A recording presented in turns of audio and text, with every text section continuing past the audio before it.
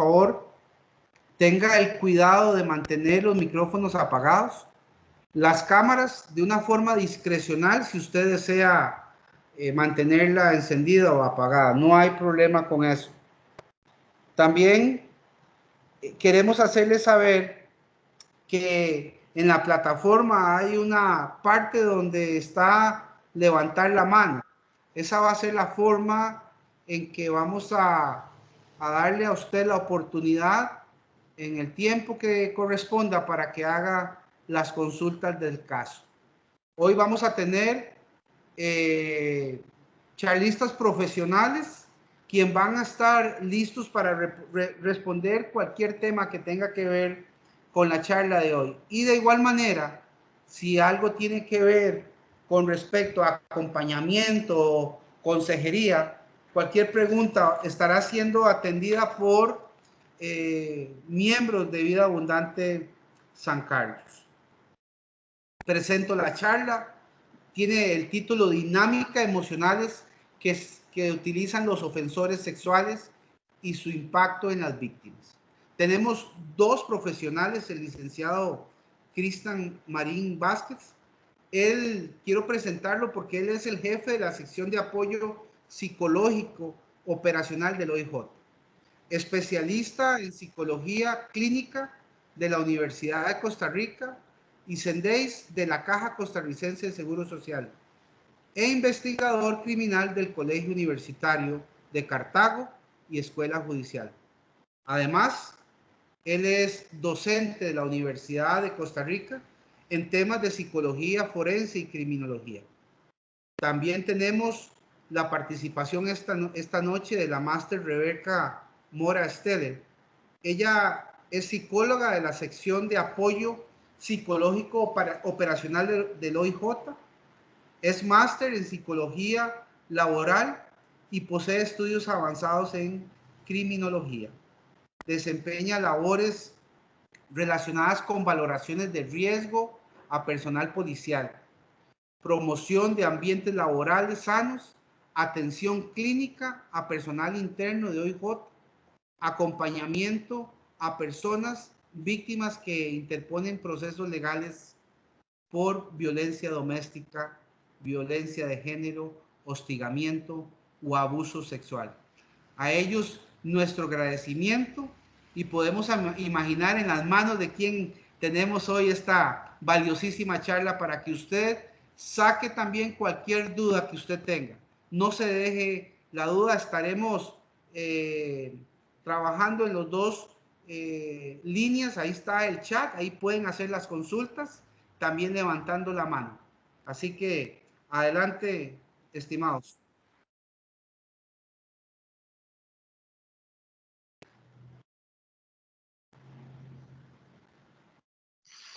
Bueno, muy buenas noches a todas las personas que nos acompañan. Un gusto para nosotros estar acá. La dinámica que vamos a manejar va a ser la siguiente. Vamos a darle la palabra a don Vladimir para que nos dé una bienvenida al programa. Luego de eso, vamos a empezar una presentación para la cual yo tendré unos 25 minutos y mi colega Rebeca Mora va a ser el cierre con 25 minutos. Lo dividimos en dos partes, un poco explicarles la dinámica, las dinámicas emocionales que usan las personas ofensoras en delitos sexuales, y mi colega pues cerrará con el impacto emocional y psicológico que tiene en las víctimas las dinámicas que yo les voy a describir. Posterior a eso vamos a abrir un espacio de preguntas para que ustedes pues todas las dudas que puedan tener las canalicen por dos medios. Uno va a ser el chat y otro levantando la mano. ¿Por qué motivo? Bueno, para que sea más fácil y ustedes puedan tener ya toda la dinámica, porque de repente algo que puede comentar Rebeca puede aclararles alguna duda de mi tema, entonces lo vamos a hacer de esa forma para que sea más fluido. Entonces, voy a darle la palabra a don Vladimir, que le haga un extensivo saludo, una persona con una amplia y enorme trayectoria en el organismo de investigación judicial, a quien me da mucho gusto saludar. Don Vladimir, buenas noches. Muchas gracias, don Cristian, licenciada Rebeca, don Luis y a todas las personas participantes. Bienvenidos a este esta charla tan importante que vamos a iniciar. Para nosotros en el OIJ es sumamente importante contar con este apoyo de las comunidades e instituciones y esfuerzos particulares o privados para que el OIJ pueda cumplir no solo su función de investigación, su función en el estamento del país judicial, en este sentido, sino también en lo que se refiere a la proyección social. Y aquí la SAPSO pues representa una opción muy importante, que no solamente está al servicio de la criminología y del Instituto Penal del país, sino que también para la comunidad. Y ese esfuerzo que ha sido coordinado con el apoyo de ellos también y brindándonos estas importantes charlas que vamos a tener, es parte de lo que el OIJ quiere proyectar. Acá en el OIJ de San Carlos, como bien lo decían, cubrimos el 20% del territorio nacional. Tenemos a cargo todo lo que es los Chiles, Fortuna y Upala, incluyendo Huatuso también. Todo esto lo que nos ha reflejado, y yendo precisamente al tema que nos ocupa acá, que es todo lo que tiene que ver con los delitos sexuales. Y me gustó mucho el título que usan. Dice, una oscura y triste realidad, porque esto es lo que esto es lo que ocurre en realidad. Aquí la idea, pues obviamente no vamos a entrar en detalle, pero sí que a todos nos puede abrir los ojos. Y yo digo a todos porque yo me incluyo. Las charlas y los temas que vamos a ver en estos 4 días, en estos 4 miércoles, van a ser de mucha utilidad. Para mí, repetirlo no me molesta, cada vez aprendo más y yo estoy seguro que el intercambio que vamos a tener de ustedes también lo vamos a hacer. Me acompaña acá en el chat, en otra oficina, la licenciada Mariela Arias Jiménez. Ella es la coordinadora de investigaciones de esta sede del OIJ. Ella es profesional encargada también de los temas, de todo lo que tiene que ver con delitos sexuales. Su experiencia es muy importante, es una persona muy capaz y ella nos representa. Tal vez, Mariela, si puede activar un momentito la cámara para que te conozcan.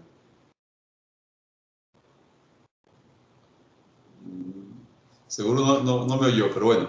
Igual Mariela Arias es una persona que está dispuesta también acá para aclarar cualquier consulta que se pueda presentar en el transcurso de la charla o cualquier día de estos. Igual esta oficina, esta jefatura, esta delegación está abierta para todos ustedes ante cualquier situación que esperamos que no ocurra, pero cuando ocurre, pues el OIJ es el primer respondedor. Así que mis felicitaciones a Vida Abundante y a los compañeros de la SAPSO por este importante esfuerzo. Estamos a la orden.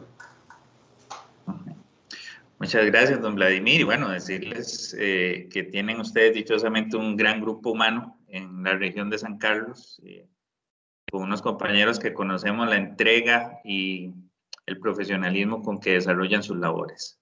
Ok, vamos a iniciar. Ya puse mi cronómetro para tratar de no extenderme en el tiempo. La idea es que podamos aprovechar al máximo esta charla y podamos darles algunos insumos generales de un tema que es complejo y que es únicamente la punta del iceberg, que es el tema de los delitos sexuales. ¿Por qué decimos la punta del iceberg? Porque lamentablemente hay un enorme subregistro. Los casos que se judicializan son pocos. Y hay una serie de dinámicas que vamos a ir desgranando poquito a poco para entender por qué se da esta dinámica. Como les decía Luis Carlos, en la parte superior derecha ustedes tienen un panel y dentro de ese panel van a ver una manita con 5 dedos. Vamos a usarla en este momento para hacerles un par de consultas. Yo voy a monitorearlo por el lado de los participantes. Les quiero hacer una pregunta y quienes opinen positivamente levantan la mano. ¿Cuántos de ustedes creen, de las 99 personas que nos acompañan ahorita, que estadísticamente hablando, la mayoría de ofensores sexuales son desconocidos por la víctima? Es decir, la mayoría de las personas que se acusan por delitos sexuales nunca han sido vistos por la víctima previo al acto de abuso sexual. ¿Quiénes opinan que es así? Levanten la mano, por favor. Vamos a monitorearlo por acá. La forma de levantar la mano es presionar la manita y ustedes van a ver que se queda en color blanco. Bien, aquí tenemos una invitada. Poca gente. Vamos a ver. Ok. Pasando por la lista, en realidad muy poca gente. lo cree. Ok. Sí, en realidad solo una invitada, perfecto. Ok. Les agradezco que bajemos la mano, por favor. Y, ok, vamos a continuar. ¿Cuántos de ustedes creen, levantando la mano también, que la principal motivación de la persona que hace una ofensa sexual es buscar precisamente esto, sexo? Es decir, ¿cuántos de ustedes creen que la persona que se ve relacionada con delitos sexuales es porque tiene necesidades sexuales, porque es una persona sola y al estar sola pues tiene que cubrir esta necesidad sexual buscando ejercer un abuso? Pueden levantar la mano. El panel de la manita está en la parte superior derecha para quienes no la encuentran. Cris, perdón que te interrumpa. Parece que hay gente que no le sale, me imagino, por la conexión, porque están comentando en el chat. Ok, bueno, vamos a irla jugando así. Pero los que tienen un panel ahí es una figurita que está a la par de 3 puntos y a la par de una nubecita de diálogo. Vamos a ir chequeando. Ok. Ok, tengo, vamos a ver, unas 2, 4, 6, unas 7 personas. Ok, les agradezco, pueden bajar la mano. Muchas gracias por participar. Ok, vean, estos son 2 temas con los que nos gusta arrancar porque hay 2 temas, digamos, 2 temas esenciales en esto. Primero, y de acuerdo a la gran mayoría que no opinó en la primera pregunta, estadísticamente en delitos sexuales, la gran mayoría, los estudios mundiales hablan de encima de un 80% y en nuestro país andamos similar, son personas que tienen cercanía con la víctima y cercanía de diversas formas. Cercanía emocional, cercanía familiar o, si usamos un concepto amplio, que son conocidas de alguna manera por la víctima. Entonces, ¿qué es lo que ocurre? Bueno, hay muchas películas, ¿verdad? Mucho tema hollywoodense donde se retrata a los ofensores sexuales como esa persona que está esperando a alguien en una esquina, ¿verdad? O estas personas que andan como acechando, ¿verdad? Son predadores de víctimas que no conocen. Y si bien sí hay casos de estos, ¿verdad?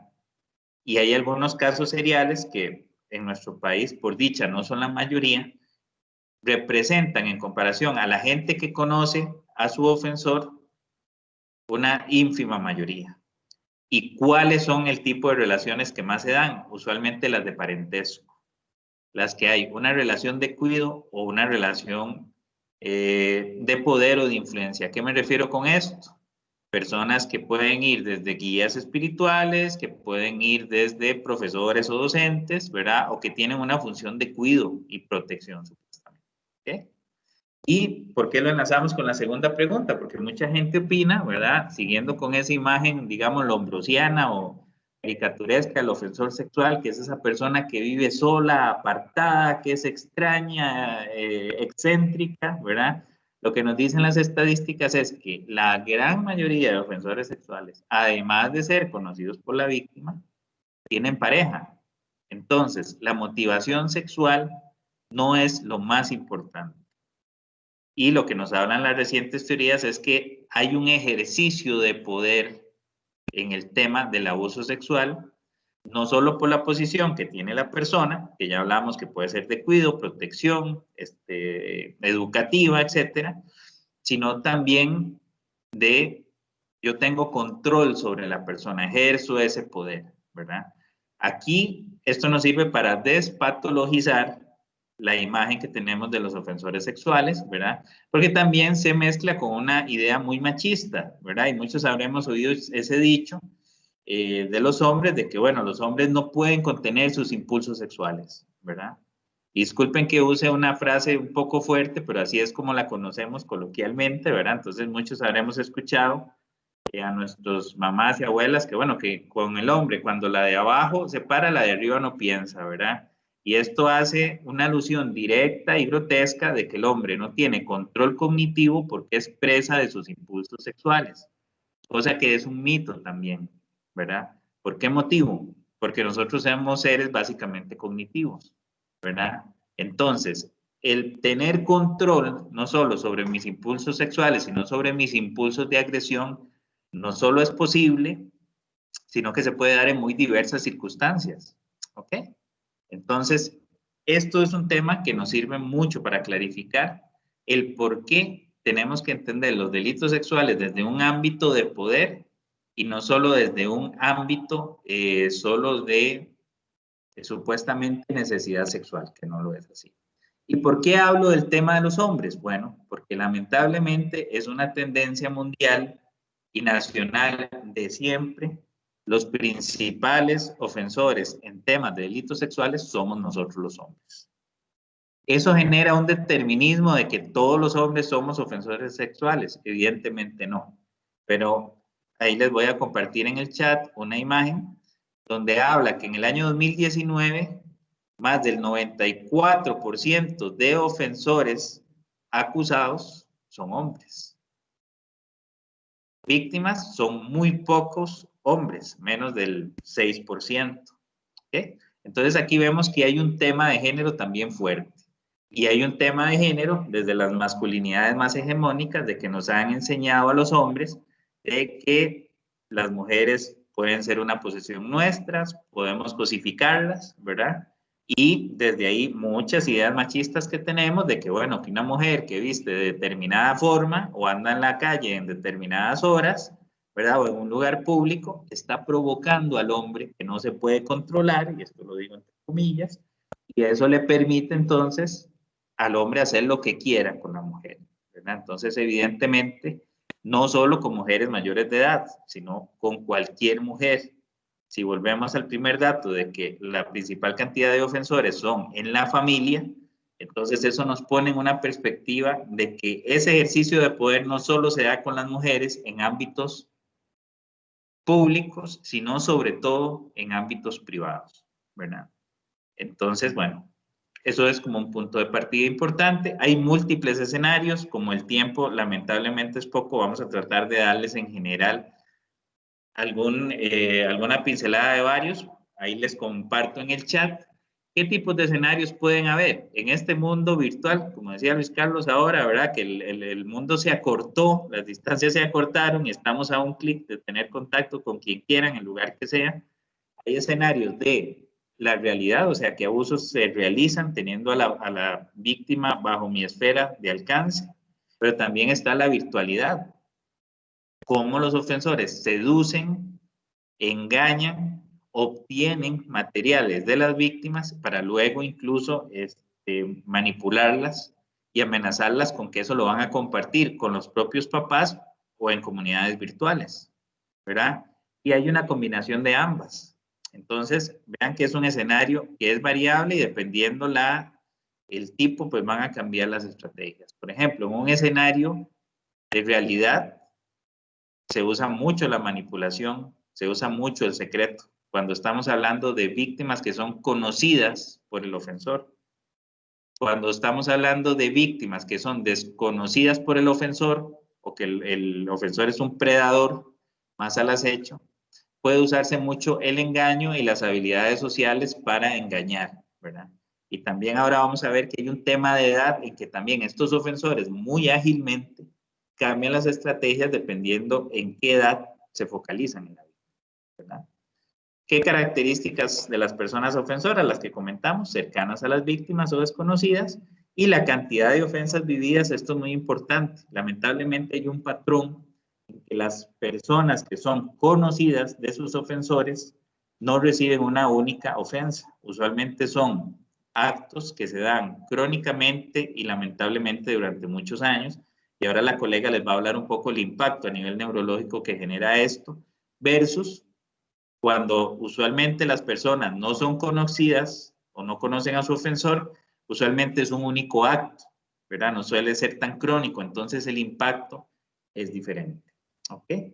Y también, pues, importante saber, para ya irles haciendo una descripción básica de qué tipo de estrategias utilizan los ofensores de acuerdo a las características de sus víctimas. Pensemos que para ser ofensor sexual hay que utilizar muchas estrategias y que son muy diferentes a un homicida, por ejemplo, ¿verdad? O una persona que genera una sola conducta en un solo momento. Aquí muchos, usualmente los conocidos por la víctima, tratan de garantizarse el secreto para poder seguir cometiendo el abuso de forma crónica hasta ciertas edades. ¿Okay?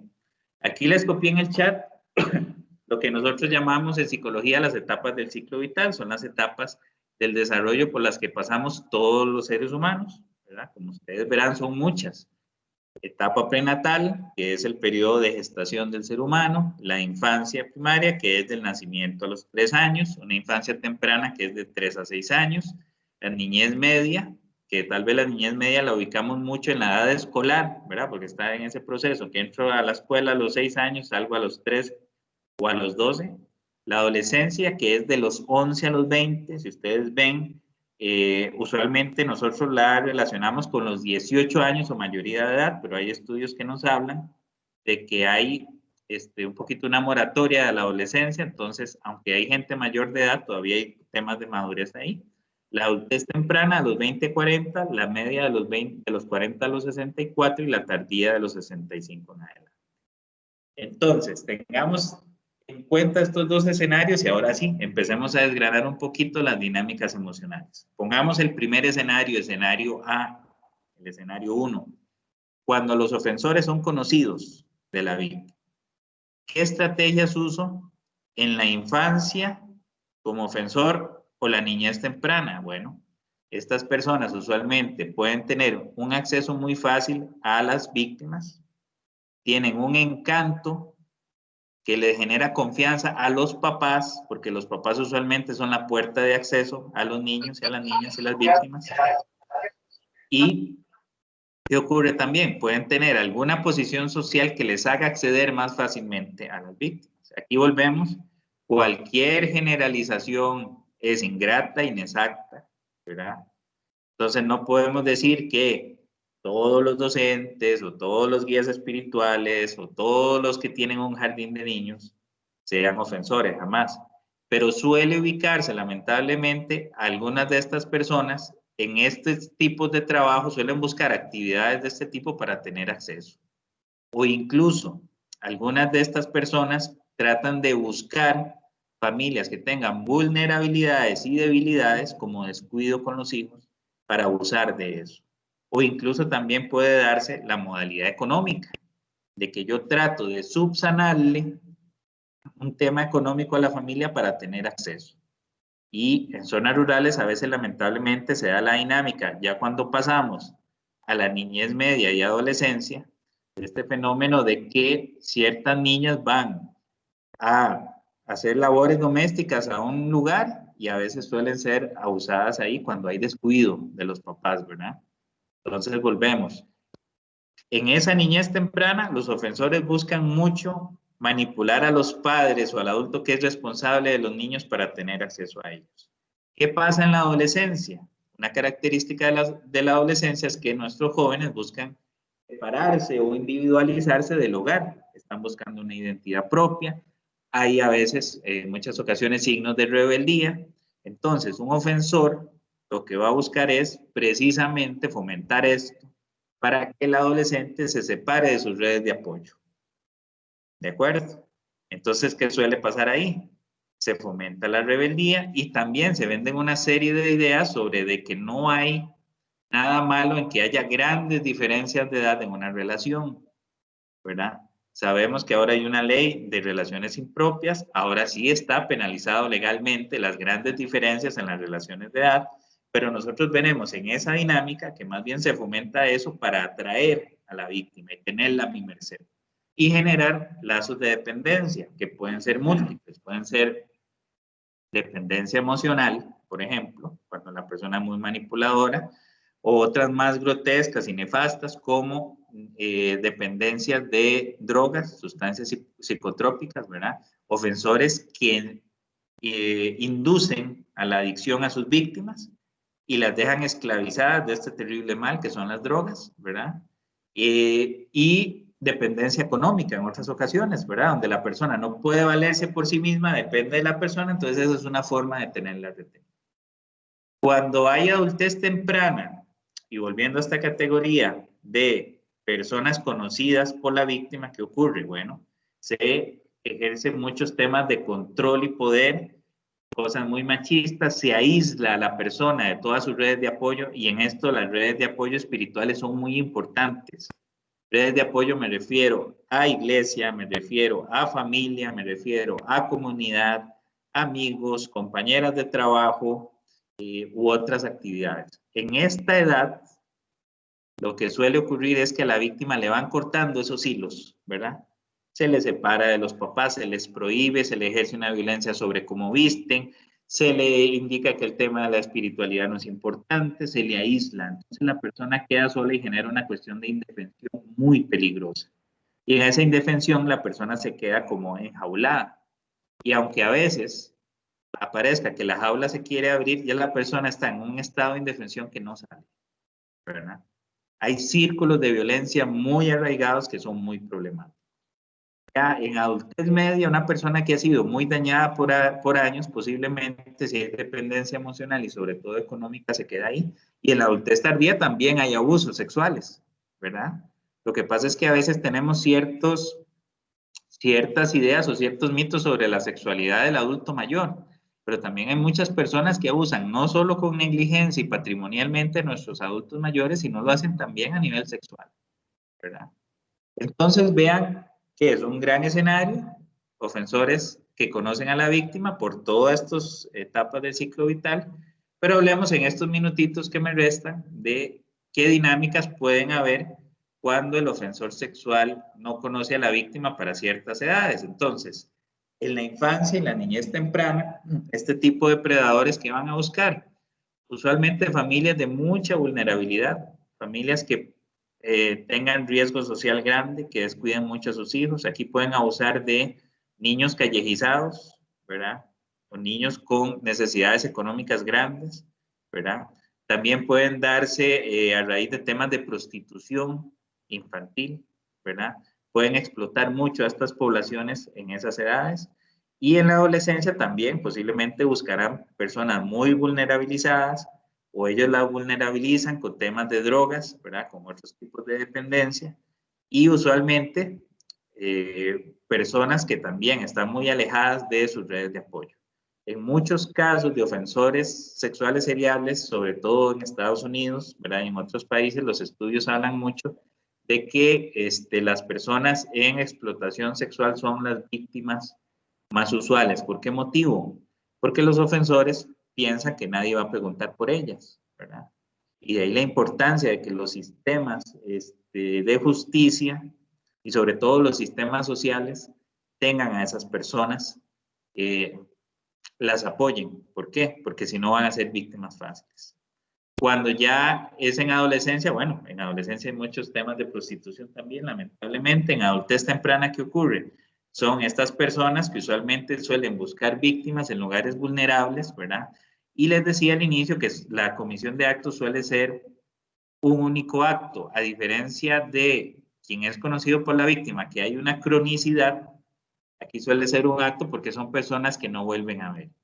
Y de repente, pues, se busca incluso que sean personas ocasionales para que no las delaten, ¿verdad? Aquí caben en cuenta mucha posibilidad de ofensores sexuales seriales que tienen múltiples pero diferentes víctimas, ¿okay? Y que de repente el tema de la vulnerabilidad social o de la ocasión es lo que utilizan para ejercer este tipo de violencia sexual, ¿ok? Entonces, como podemos ver, es una amplia gama de posibilidades, lamentablemente. Es muy poco lo que se denuncia en relación a lo que se vive. Y si ustedes, a todas las personas que nos acompañan hoy en la charla, posiblemente, y no en pocas ocasiones, habrán escuchado historias de abuso de mujeres cercanas a ustedes. A veces surgen relatos, ¿verdad? De inmediato, y a veces ustedes verán que son las más, lamentablemente, diversas formas. A veces desde la niñez o a veces en espacios públicos. ¿Contamos en la actualidad con un poco más de legislación? Sí. En este momento contamos más con un poco de conciencia social. Sí. Pero hay un elemento que lamentablemente tenemos que trabajar mucho en las familias, que es el tema de las dinámicas familiares encubridoras y de la instauración de secretos y del no creer a las víctimas. Ahorita mi colega les va a contar un poco el lamentablemente fuerte impacto que tiene no creer a las víctimas y el efecto que tiene en las personas mantener un secreto durante mucho tiempo. ¿Y por qué decimos esto? Porque romper el secreto no es fácil. A veces la gente dice muy fácilmente, bueno, ¿por qué no habló si eso fue hace X cantidad de años? En el entramado social que tenemos y las características de nuestra cultura no es fácil, porque a veces una denuncia de abuso sexual implica desconfigurar una familia. Y dependiendo de las familias, que aquí habrán multiplicidad de características de las familias, a veces puede ser desde una pareja que no quiere que su cónyuge salga de la casa o hay una dependencia económica, o a veces el no creer tiene que ver con un impacto de que como un ser querido está haciendo otro con otro ser querido. Si eso le genera un impacto al adulto, imagínense, volviendo a las etapas del desarrollo, el impacto que empieza a generar desde los muy niños y digamos, la cantidad de deterioro que llega a presentar para un adulto que pasó por años y años de silencio y que pasó por años y años de abuso y que usualmente sienten que lo tienen que vivir solos porque, como les comento, el secreto genera una dinámica de aislamiento y en esto la parte de redes de apoyo, sobre todo también la parte espiritual es muy importante para que la gente salga y supere esas cicatrices y esas heridas. Porque o si no, imaginen ustedes lo que es tener una herida sangrante, abierta siempre. Eso nos impide vivir. Y a nivel emocional, esa cicatriz suele llevarse para toda la vida. Y por eso es importante que nosotros mismos, cuando nos toque la posibilidad no solo de denunciar, si nos toca hacer, sino con las víctimas, de escuchar y ser red de apoyo, nos convirtamos en eso. Porque tenemos que saber que esa persona está viviendo algo muy doloroso, en mucho silencio, y que a veces lo que ocupa es una mano amiga que le ayude a buscar ayuda profesional, pero que se haga como una red, de ahí el término redes de apoyo, para salir adelante. Los voy a dejar entonces con mi colega Rebeca, quien les va a contar ahora la contraparte. ¿Qué impacto tiene todo esto que les acaba de contar en las personas que viven estas historias de abuso sexual? Adelante, Rebeca. Gracias, buenas noches. Un placer para mí compartir con ustedes y agradecer a don Vladimir, a María José y a don Luis Carlos por la coordinación de esta actividad. Bueno, evidentemente mi parte, como lo decía Cristian, es un poco explicarles el impacto que tiene la violencia sexual en víctimas. Me gustaría iniciar por un tema muy importante, ¿verdad?, con respecto a algunas generalidades del abuso sexual y pensando en dos escenarios. Esto de la virtualidad, pues en muchísimas condiciones, como lo hablaba don Luis Carlos y lo mencionaba Cristian, es de gran beneficio porque nos acerca, pero también nos vulnerabiliza en situaciones de violencia sexual. Hay estudios muy interesantes sobre algunas diferencias e igualmente muchas similitudes de la afectación que genera ser víctima de un abuso sexual físico o de un abuso sexual digital, ¿verdad? Ambos generan muchísimo desgaste y muchísima afectación. Hay dos tiempos, por así llamarlo, con respecto al tema de la sensación y de la victimización. ¿Qué es la victimización? Todo ese proceso que las víctimas llevan y viven. La victimización primaria podríamos pensarla que en la violencia sexual es propiamente el contexto del abuso, la duración. Si asociamos a lo que decía Cristian, pues lamentablemente cuando los ofensores son cercanos a la víctima, pues esta duración de la violencia sexual se puede extender por muchísimos años, ¿verdad? Muchos meses. Son reiteradas las ocasiones en que hay violencia. El tipo de violencia, la relación entre el ofensor evidentemente va a marcar la pauta y va a marcar el tema de lo que nosotros llamamos en psicología el trauma. y factores que tienen que ver con, por ejemplo, lo que Cristian les hablaba, la obligatoriedad de guardar el secreto y situaciones por el estilo. Cuando hablamos de violencia sexual digital, la violencia primaria lo genera aspectos como, por ejemplo, en difusión o posesión de pornografía infantil o de imágenes de pornografía. La difusión, la velocidad con que esa información se reparte, ¿verdad? ¿Cuánto dura una persona que amenazan o extorsionan con presentar imágenes sexuales suyas y cuánto dura esto en repartirse, en hacerse popular? ¿Qué tanto la gente se da cuenta y esos señalamientos? Porque lamentablemente detrás de la violencia sexual digital hay mucho desconocimiento y hay un etiquetamiento, por ejemplo, en mujeres adultas que de una u otra manera, por alguna razón, tienen fotografías, ya sea para compartir con su pareja o fotografías porque las tiene. Hay etiquetamientos y juzgamientos de por qué lo hizo, por qué se posiciona, para qué se está exponiendo. Entonces, de una u otra manera, esto es un tema que genera mucha lesión, porque además de que la persona está siendo víctima de una violencia, además la revictimizamos culpabilizándola del evento. Y tenemos otra etapa que se llama la victimización secundaria, que es cómo la persona, a partir de las herramientas y de las instancias que tiene alrededor, puede resolver un poquitito más sano y con menos desgaste emocional el haber sido víctima. Aquí entran factores como lo que ustedes y don Luis Carlos con el proyecto de Vida Plena reflejan, ¿verdad? Las redes de apoyo, cuánto le creemos a la víctima, cuánto de una u otra manera le damos esa posibilidad de que hable del tema, de no juzgarla, ¿verdad? Esta victimización secundaria, que sería si tenemos escenarios que nos apoyen o no los tengamos, ¿verdad? Es propia tanto para la parte de la violencia sexual más la violencia digital. Y en la violencia digital hay otro tipo de victimización secundaria que tiene que ver con el tiempo posterior que queda, por ejemplo, en la difusión de imágenes de pornografía. A veces salen las imágenes, las quitan, ¿verdad? Desaparecen de los medios, pero siguen siendo las víctimas, valga la redundancia, víctimas de ciberacoso, de insinuaciones, como te tomaste una foto provocativa, entonces hay un etiquetamiento de que son mujeres fáciles. Entonces, este tipo de victimización genera muchísimo desgaste y lo que vamos a ver a continuación, lo que quiero es que puedan tener claridad que esto afecta tanto el ser víctima de una violencia sexual como el ser víctima de una violencia digital.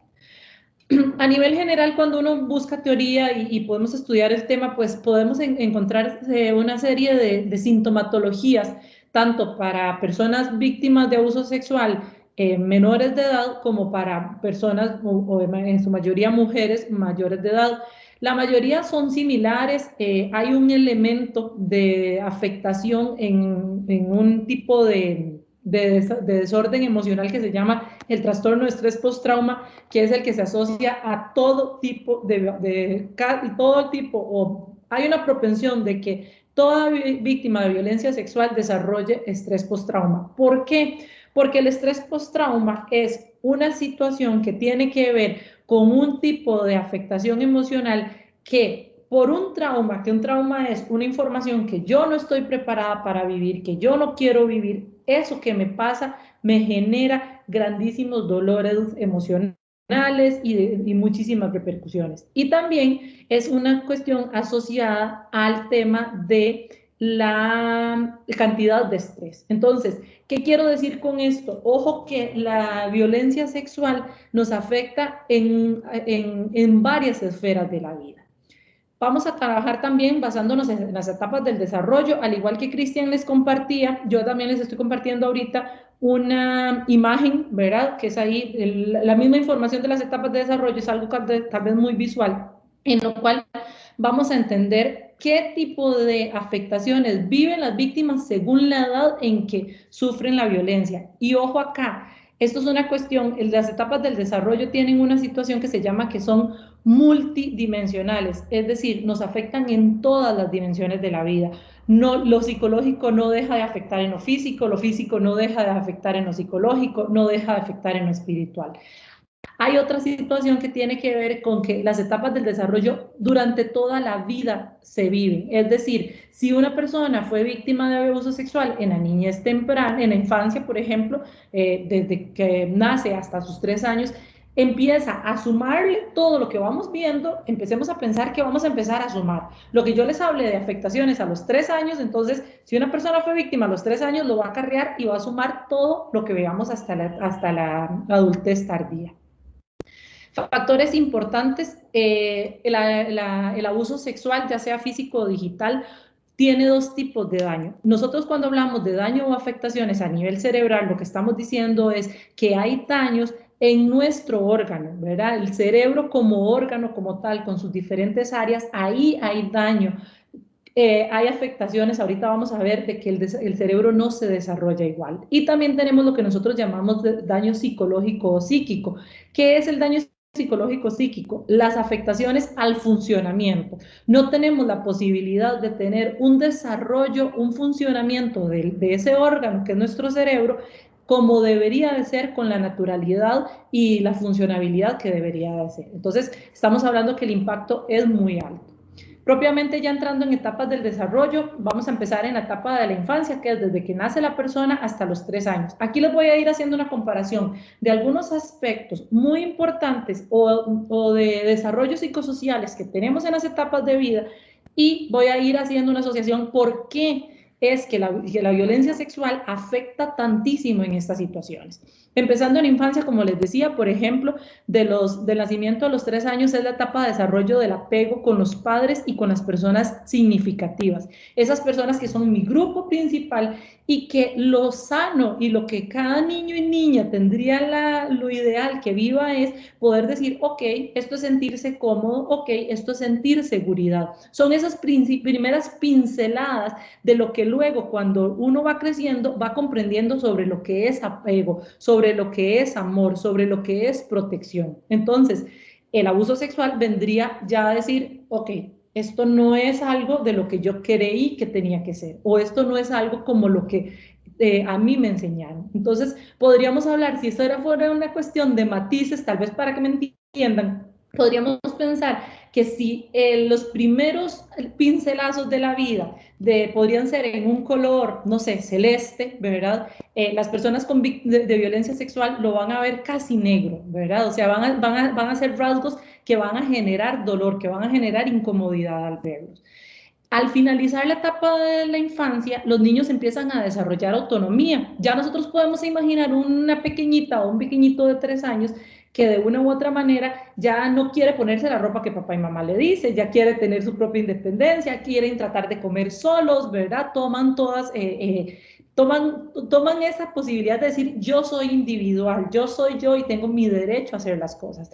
¿Qué pasa con la violencia sexual? Entonces, que no le permite al niño o a la niña empezar a desarrollar esa autonomía, lo retrae, el niño siente temor a estar solo, siente temor a hacer actividades tan básicas para su desarrollo y tan importantes para su desarrollo funcional como comer solo, como elegir qué ropa ponerse, ¿verdad? Entonces estamos hablando de que le cortamos las alas a esa posibilidad de una autonomía sana para los infantes.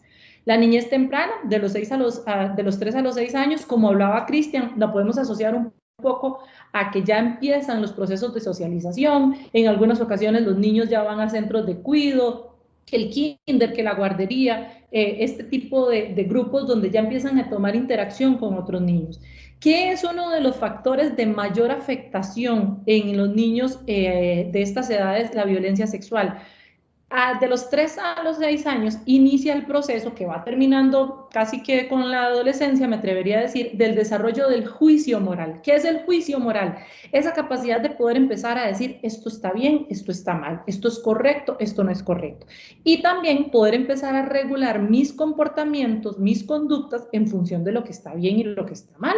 Por un ejemplo, un niño que se enoja, ¿verdad? Y hace berrinche, grita y lo que muchas personas hemos visto y se reporta mucho, los berrinches en supermercados, ¿verdad? Que no le compraron la paleta, entonces en el pasillo patalea.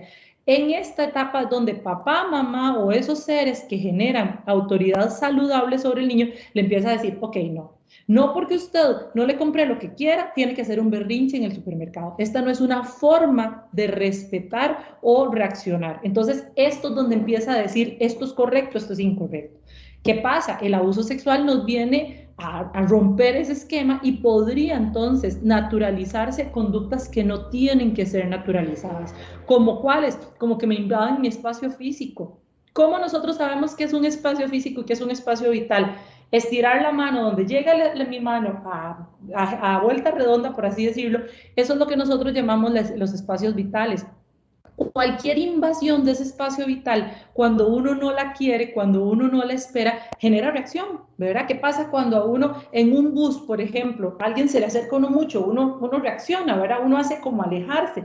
Esas invasiones del espacio son formas en las que uno dice, me están invadiendo. Entonces, ¿qué pasa? Si vemos que hay invasiones desde el espacio físico a poder naturalizar, ok, es bueno que me toquen mis genitales sin yo quererlo. Ojo la fractura que le podemos hacer al contexto de lo que es correcto y no es correcto, que es esto que les hablaba, que es el desarrollo del juicio moral.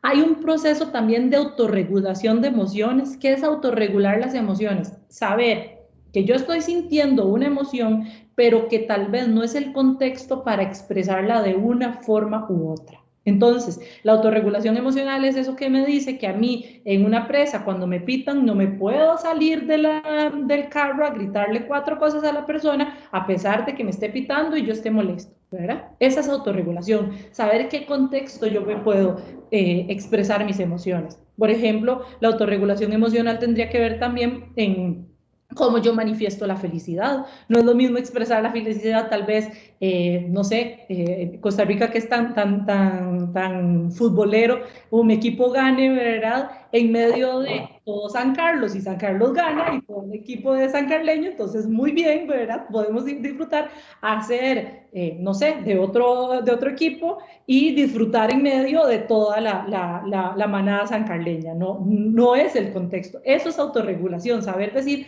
ok, aquí sí, aquí no. Entonces, la autorregulación emocional también vendría a decir, ok, ¿qué puedo hacer yo si a mí me abusan? ¿Me tengo que enojar o no me tengo que enojar? ¿Me tengo que quedar callado o no me tengo que quedar callado? Y aquí entra lo que Cristian hablaba del secreto, en autorregulación emocional. Tras de que me invaden mi espacio físico o me invaden mi espacio a nivel digital, me están diciendo cállese. Entonces, me están enseñando que la autorregulación implica que yo no tengo derecho a expresar mis emociones. Entonces, aquí hay un daño bastante grave. De la niñez media podemos hablar que va meramente es el proceso, lo que nosotros conocemos el desarrollo en escuela, ¿verdad? De los 6 a los 11 años aproximadamente. Aquí se empiezan a materializar aún más y a poder empezar a darle comprensión a esas pinceladas de las emociones que yo les hablaba que se daban en la infancia, ¿verdad?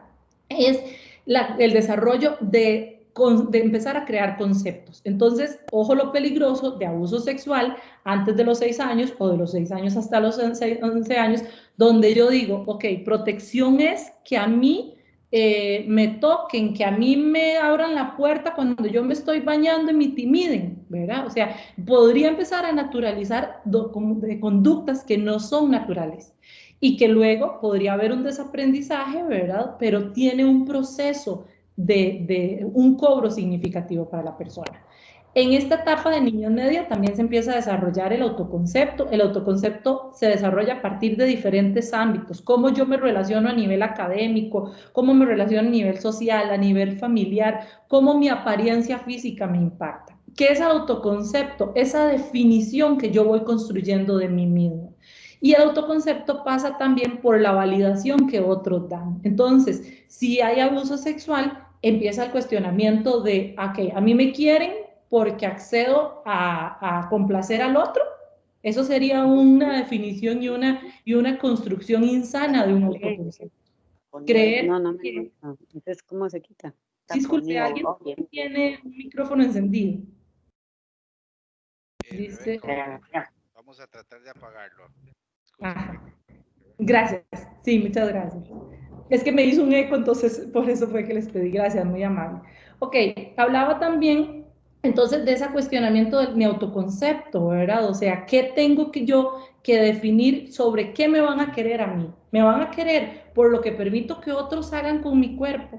¿O me van a querer por lo que yo puedo ser como ser humano? Entonces ahí son afectaciones bastante graves.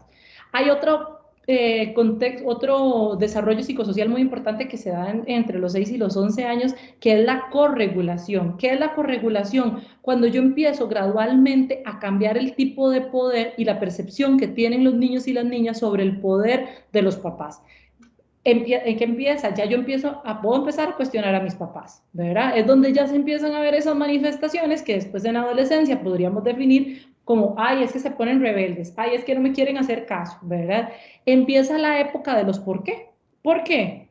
Entonces uno ya no puede un simple, ¿por qué no? ¿Verdad? Necesitamos dar más. Ese proceso de corregulación es importantísimo para definir el tema de las autoridades versus el autoritarismo. Una cuestión es de tener figuras de autoridad y respeto, y otra cuestión es que haya un abuso, que sería lo que nosotros definimos como autoritarismo. Entonces, si yo no tengo esa corregulación saludable, ¿qué podría empezar a creer? Ok, que se impongan sobre mí es lo natural, que eso es lo que tengo que hacer, ¿verdad? Entonces, son afectaciones bastante graves. En la adolescencia continuamos viendo afectaciones con respecto a nuestro desarrollo psicológico y empezamos a ver afectaciones propiamente en nuestro cerebro, en lo que yo les hablaba, lo que nosotros llamamos el daño físico, ¿verdad? Ya cómo el cerebro empieza a no desarrollarse saludablemente. Nosotros tenemos una zona del cerebro que se llama la corteza prefrontal, a nivel de, digamos, como para imaginarnos, sería lo que está acá, detrás de la frente, ¿verdad? Esta zona del cerebro es la encargada de regular los controles de impulsos, la regulación de mis emociones, cómo de una u otra manera yo empiezo a decir, ok, esto lo puedo y lo tengo que contener. Entonces, va de la mano con la liberación de sustancias que nosotros llamamos neurotransmisores, que son lo que nos generan las comunicaciones o la información a nivel cerebral.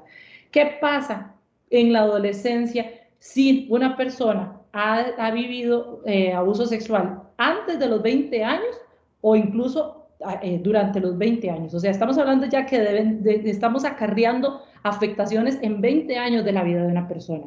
La corteza prefrontal no crece como debería crecer. El tamaño ideal, en este momento no les tengo el dato, digamos, de cuánto debería medir, pero si el tamaño no termina de desarrollarse, queda más pequeña. Eso lo que quiere decir es que hay pronóstico de que estas personas, si no tienen un buen abordaje de su abuso sexual, si no tienen una buena resolución de su violencia sexual, puedan desarrollar trastornos de personalidad y trastornos a nivel emocional en su adultez. Entonces estaríamos hablando de que no le estamos permitiendo que tenga una salud mental ideal. También hay otro sistema, otra parte del cerebro que se llama el sistema límbico, ¿verdad? Que dentro de él hay un pedacito que se llama la amígdala cerebral, lo hablamos que es tal vez como una almendra, tal vez para que imaginen lo pequeñito que es, pero es sumamente significativo, es uno de los órganos de mayor importancia a nivel de nuestro cerebro. El tema, la amígdala cerebral, ¿por qué es tan importante? Porque la amígdala es la que detecta los temores, detecta las alertas del ser humano. Entonces, si veo que viene estoy en medio de la selva y viene un león, entonces, ok, el león me va a comer, eso es real, eso es un temor real. En cambio, si yo estoy acostada en mi cama y yo empiezo a pensar, uy, viene un león, eso es lo que nosotros llamamos un temor imaginario. Tal vez no es tan propenso que pase, pero la amígdala es quien nos dice, no, no, tranquila, es que usted está pensando o imaginándolo, no es real. ¿Qué pasa en el abuso sexual? Esta amígdala no sabe identificar cuando un temor es real y cuando un temor es imaginario. Entonces se vuelven personas con temores que la gente que no hemos vivido violencia sexual podríamos decir, qué raro que a esta persona le dé miedo a algo tan básico o algo que al resto de personas no nos da miedo. Es que esta persona no logra identificar cuál temor es real y cuál temor no. Todo lo vive como un estado de alerta. Imagínense el sufrimiento y el desgaste que puede ser el vivir siempre en estado de alerta. Esto evidentemente va asociado a desconfianzas, a inseguridades, podría ir asociado a trastornos de ansiedad, podría ir asociado a dificultades de su desarrollo. En adolescencia, bueno, ya voy a ir volando, que me quedan poquitos minutos. En adolescencia también se desarrolla una sobreproducción de una sustancia que se llama la dopamina. La dopamina es una sustancia que nos ayuda a regular el sueño, el estado de ánimo, las sensaciones de placer. Entonces, cuando hay violencia sexual, ese aumento natural de dopamina que debe haber en todo adolescente no se da. Entonces la persona no tiene cómo regular funciones tan necesarias como regular su estado de ánimo, regular su sueño, regular sus procesos de aprendizaje. A nivel de adultez temprana, que va hasta los 40 años, de los 20 a los 40 años, siguen viéndose las afectaciones anteriores. Además, hay una zona que se llama la corteza somatosensorial, que es la encargada de que nosotros sintamos placer, ¿verdad? Entonces, ¿qué pasa con esta zonita de nuestro cerebro? En personas con violencia sexual, se ve, que han sido víctimas de violencia sexual, se ve que la capa, por así decirlo, de la corteza es más delgada. Entonces, ¿qué es lo que pasa? Las personas pierden la posibilidad de sentir placer. Y estamos hablando de placer sexual, de placer emocional, inclusive. ¿Qué es el placer emocional? Cuando uno programa algo y la noche anterior uno dice, uy, voy de viaje, qué emoción, o voy a ir a ver a mi familia, qué emoción. Ese placer, imagínense lo triste que puede ser perder esa capacidad de emocionarse y de disfrutar esos elementos. Entonces, esto pasa cuando las personas son víctimas de abuso sexual entre los 20 y 40 años o antes de esta etapa.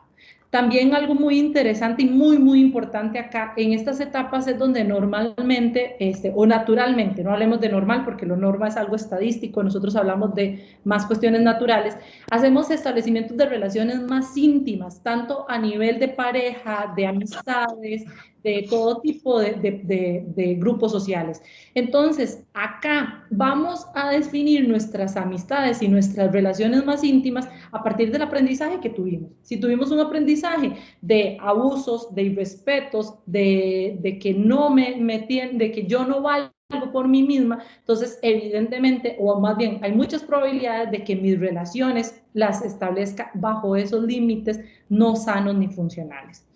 Para la adultez mediana, ya les voy a robar unos menos de 2 minutos más, la adultez mediana va de los 40 a los 65 años. ¿Qué pasa en esta etapa? En esta etapa, los abusos sexuales vienen a afectar muchísimo a nivel de mi cuestionamiento de identidad. Se dice que a partir de los 40 años hay una crisis vital en la que la mayoría de personas empiezan a cuestionar qué he hecho, qué no he hecho. Es como un balance entre pasado, futuro, ¿verdad? Entonces, el abuso sexual vendría a quebrantar o a generar dudas mayores de las que ya tenemos por la crisis vital que todo ser humano vive a los 40 años.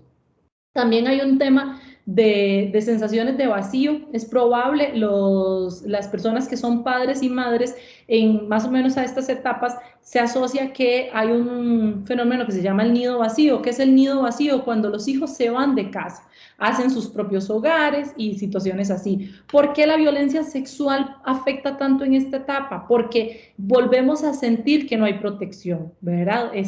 Nos volvemos a reencontrar, las personas se vuelven a reencontrar como parejas, como personas, y sufrir violencia sexual vendría a quebrantar esta situación de decir, ok, ¿quién me protege? ¿Por quién velo yo? Entonces también es bastante catastrófico.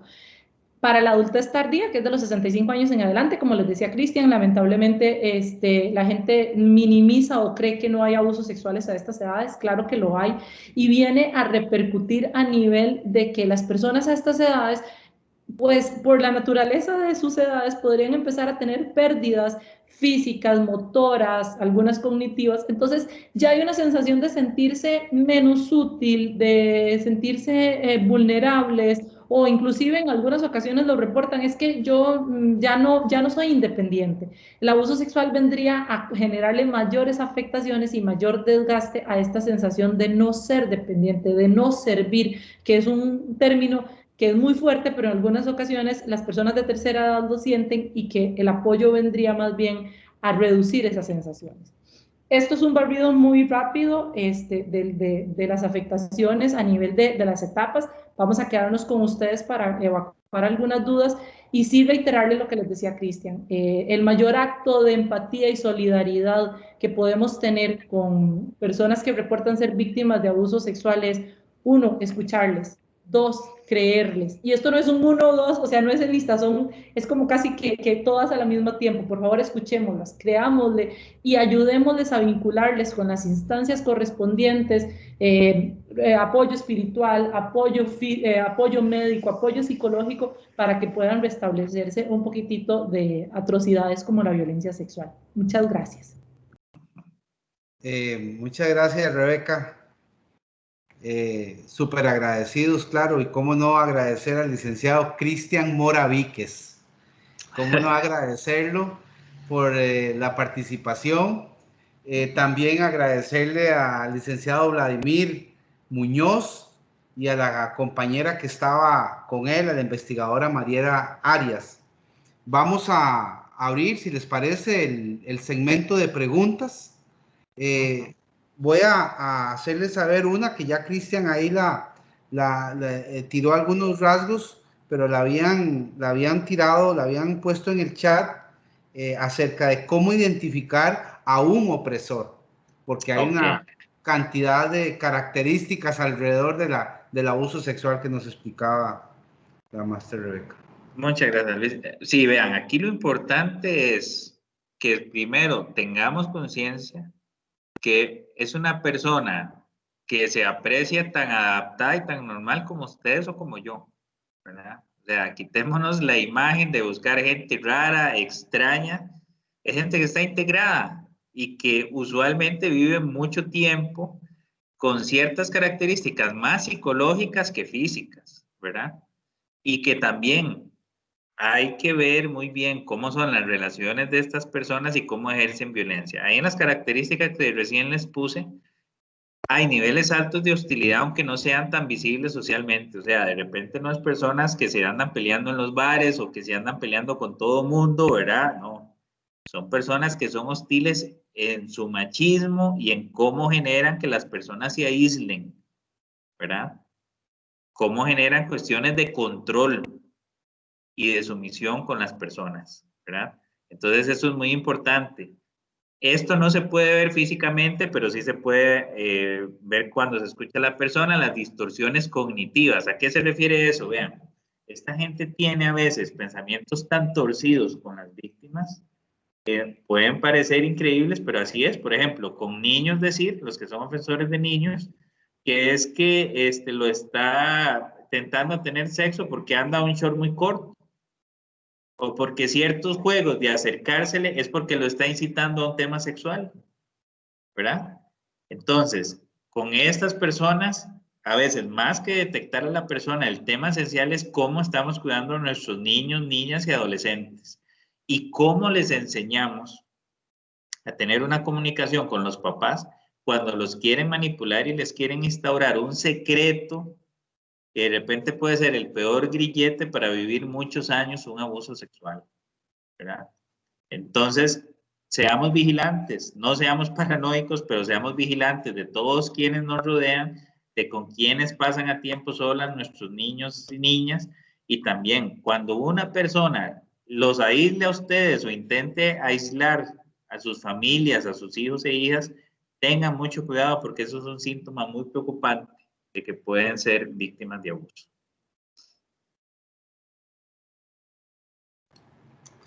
Perfecto. Aquí tenemos otra en el chat. Dice que don Vladimir nos diga cómo hacer una denuncia que tenga que ver con abuso sexual. Sí, bueno, buenas noches. Bueno, formular una denuncia pues es bastante sencillo. La puede formular cualquier persona mayor de edad. Si es menor de edad, también lo puede hacer. Hay instancias como el PANI que son de apoyo y que le pueden orientar. Existe todo un procedimiento de atención para esos casos donde hay abordaje no solo policial, que a veces se convierte hasta en el secundario, porque siempre se va a dar prioridad a la atención psicosocial de la persona, y para eso hay todo un equipo de respuesta para casos, por ejemplo, de violación especializado. Ya son para casos de violación, pero también cuando hay menores, inmediatamente participa el PANI, participan psicólogos y sociólogos o sociólogas para atender esto. La interposición de la denuncia como tal es muy sencilla, pues se hace en cualquier oficina del OIJ a nivel nacional. No importa si los hechos ocurrieron, por decirle algo, en Ciudad Neyli, y la persona que se dio cuenta, o el padre, o la madre, o el tutor, está en, pongámosle, por ejemplo, San Carlos. La puede hacer aquí, independientemente del lugar del país donde haya ocurrido. Eso es muy importante. Hay gente que piensa que tiene que ir al lugar de los hechos, o donde vive la familia, y de ahí la van a hacer. Eso es en cualquier lugar del país. Y la atención es inmediata, el abordaje siempre va a ser inmediato. Tenemos casos, por ejemplo, de abusos o delitos sexuales, por ejemplo, vía informática, ¿verdad? También, y gente que nos trae un teléfono y nos dice, mire, a mi hijo, a mi hija le están mandando esto. Eso ya se convierte en un delito, ¿verdad? Y es una modalidad muy nueva que está en boga. Ahorita nos está dando mucha incidencia a nivel OIJ. Esos casos inmediatamente se abordan. Ahí no hay espera, ahí no hay más trámite que atender el caso de inmediato. También, cuando la persona, que es muy importante, cuando la persona conoce de un evento, pero no se atreve a denunciar, porque le pasa en la casa del vecino, pasa en la casa del pariente, se dio cuenta porque andaba en algún lugar y lo vio, existe la llamada al 808.645, que es la denuncia anónima en el OIJ. Ahí en la información, y eso se va a abordar tal cual lo pusieran en manera personal en cualquier instancia de OIJ. Eso también se aborda, que son los medios más accesibles cuando la gente, al no ser afectada directamente, quiere denunciar y no encuentra la forma, pues ahí lo vamos a abordar. Muchas gracias, don Vladimir. Tenemos la mano levantada de Giselle Cajina. Adelante, Giselle.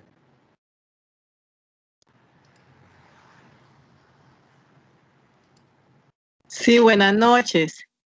Mi pregunta es, ¿qué pasa cuando el abuso ha sido en un niño de quizás 2 años? Mi pregunta es, ¿hay alguna consecuencia, digamos, ya de más adulto, si solamente ocurrió en esta etapa de la edad? Buenas noches, doña Giselle, muchas gracias por su pregunta. Sí, lamentablemente, a pesar de que el abuso haya sido en etapas tan tempranas, sí hay consecuencias y sí podría haber secuelas y factores de riesgo, porque estamos hablando de que ya hay trauma. ¿Qué es trauma? Aquello que yo no quería vivir y tuve que vivir. Entonces, como yo les hablaba, por ejemplo, puede haber una constitución o una creación distinta e insana de lo que son redes de apoyo, de lo que es sentir protección, de lo que es sentir seguridad. Entonces, sería recomendable que, a pesar de que fue un niño a tan menores edades, pues tenga algún tipo de apoyo y respaldo. Aquí hay algo muy importante que, aprovechando la pregunta de doña Giselle, me atrevería a comentarles. Tenemos que contextualizar las edades de los niños cuando vamos a hacer los abordajes de abuso sexual. ¿Por qué? Porque nosotros, el adulto, la persona que interviene, ya sea un acompañamiento espiritual, ya sea un acompañamiento psicológico, nuestros compañeros en la parte policial, el adulto es el que es responsable de ponerse en el contexto de hablar el mismo idioma del niño. No podemos pretender que el niño nos hable en un contexto que ellos no entienden. Entonces, por ejemplo, cuando estamos hablando de niños pequeños, tenemos que ver qué es lo que ellos nos están manifestando y a partir de ahí hacer intervenciones. Pero a su pregunta concreta, sí, doña Giselle, es importante porque sí puede haber trauma a pesar de la edad tan menor del infante.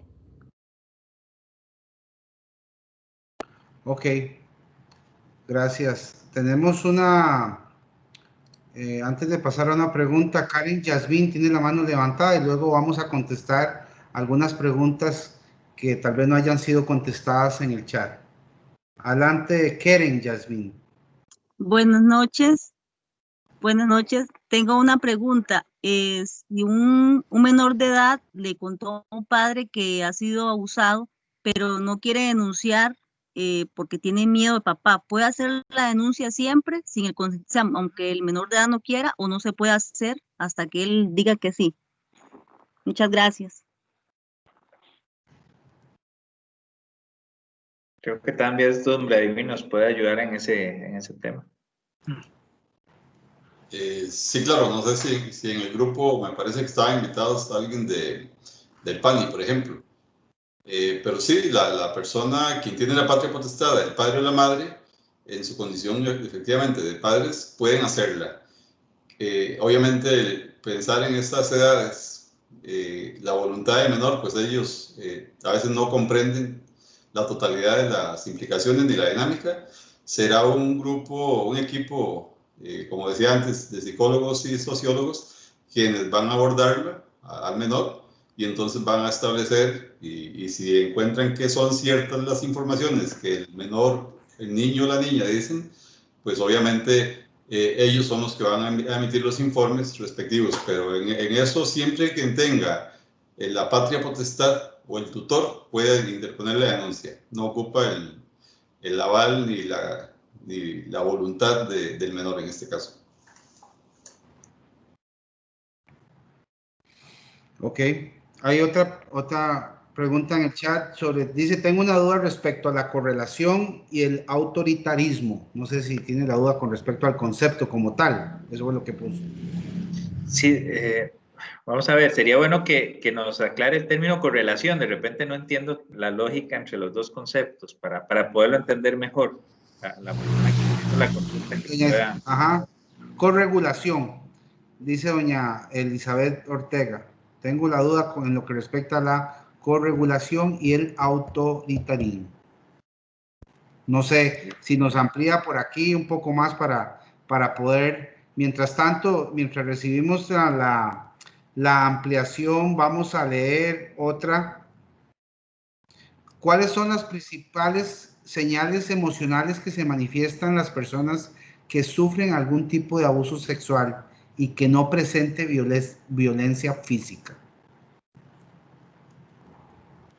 Vamos a ver, sería un poco difícil y atrevido generalizar, ¿verdad? Podemos tener también, dependiendo de la etapa de la vida de la persona, manifestaciones distintas. Yo les recomiendo algo, partan de lo que ustedes ven como comportamientos propios o, me permito utilizar la palabra, normales, en el sentido de que son habituales de la persona. Los cambios en esos comportamientos podrían ser una pauta de abrir una duda de algo está pasando y poder empezar a explorar. Por ejemplo, en etapas como la adolescencia, está asociado a que empieza a haber mayor aislamiento, menos posibilidades de socialización o menos interés de socialización, mayor desconfianza. En etapas infantiles, en algunas ocasiones, esto no es regla básica, ¿verdad? Esto, por favor, que quede claro, no es ni la única razón, ni es que todas las personas sobrevivientes de abuso lo van a presentar. En etapas de infancia, por ejemplo, tenemos situaciones donde se devuelven a etapas de desarrollo ya superadas. Por ejemplo, nosotros lo que llamamos el tema del control de esfínteres, cuando ya los niños o las niñas dejan de necesitar pañal para dormir en la noche o inclusive para andar en el día, ¿verdad?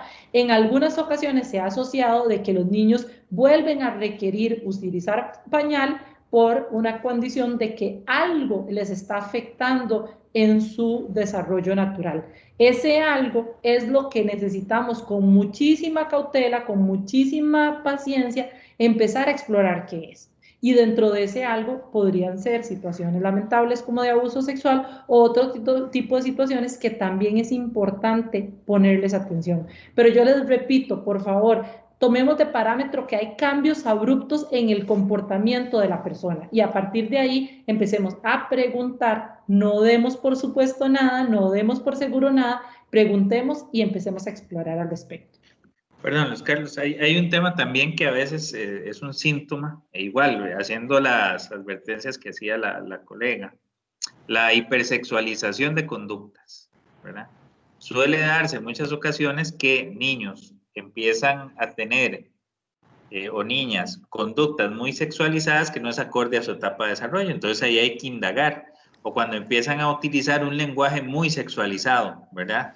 Entonces sí, los papás en casa dicen que claro, nosotros no utilizamos ese tipo de lenguaje, ¿de dónde lo está obteniendo? ¿O de dónde está sacando ese tipo de conductas? Eso es un buen indicador, ¿verdad? Porque de repente, ya sea un adulto de 18 años, uno dice, bueno, tiene más contacto social, ¿verdad? Pero un niño, eso es extraño que lo tenga. Ahora con un teléfono en la mano tienen el mundo en las manos, entonces de repente, pues es un poco más ejercer ese control parental para ver, y lo que decía Rebeca es esencial, ver cambios abruptos de un momento a otro, ¿verdad? De repente hay eventos disparadores que generan esos cambios, entonces estar muy atento y sobre todo con mucha comunicación para poder determinar aún mejor por dónde puede andar la situación. Ok, vamos a atender la pregunta de Catalina Antillón, que tiene una consulta. Gracias, buenas noches. Cuando uno es una persona que no está, digamos, vinculada directamente con el menor, es decir, uno es un tercero, pero está observando cambios en el comportamiento de un niño. Es decir, que los padres del niño no se están dando cuenta de esos cambios. ¿Cómo puede abordar uno ese caso? ¿O simplemente mejor se hace al margen y no interviene de ninguna manera? Todo bajo el supuesto de que es una sospecha, no es algo que está comprobado, obviamente. Entonces, ¿tiene uno algún deber? Yo diría que deber moral sí, pero o deber civil de poder ir a alguna entidad y poner la queja, o lo aborda con los papás o se mantiene al margen.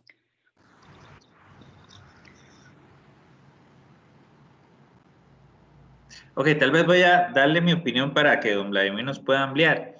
Hay grados de obligaciones, ¿verdad? Por ejemplo, cuando se es funcionario público, no solo hay un deber moral, sino un deber legal. Entonces, si uno trabaja en el MEP o trabaja en alguna otra institución pública, un servicio de salud, ¿verdad? Un hospital, etcétera, hay protocolos establecidos para ejercer procesos de investigación e indagación con equipos interdisciplinarios. Entonces, ahí sí hay una obligación legal, ¿verdad? Pero también, cuando las víctimas son, vamos a ver, muy jóvenes, digamos, o de muy corta edad, la institución tiene diferentes mecanismos para que la persona haga llegar la información. Ahora bien, no hay que tener miedo en brindar información a las autoridades, porque ya serán las autoridades las que hagan la investigación y descarten o confirmen. En muchas ocasiones la gente dice, ay, es que si yo llamo al 800, 8645 de OIJ, casi que eso es una sentencia, ¿verdad? OIJ tiene sus protocolos y sus procesos de investigación, y cuando reciben este tipo de informaciones confidenciales, se activa todo un protocolo de investigación. Entonces, la duda, si la tiene, la recomendación básica es, hay canales para brindar esa información y que sean los entes que les correspondan los que indaguen y decidan si hubo o no afectación. Me parece que eso es más sano para uno, en lugar de uno quedarse con la duda y de perpetuar más bien, perdón, lo que hemos hablado aquí, que es el sufrimiento y el silencio por largo tiempo. Ok. Tenemos una de Carol Guadamos que dice: estos daños físicos cerebrales que mencionó la licenciada Rebeca, con el paso de tiempo se pueden sanar o regularizar. Por ejemplo, esto de la dopamina y de la amígdala cerebral.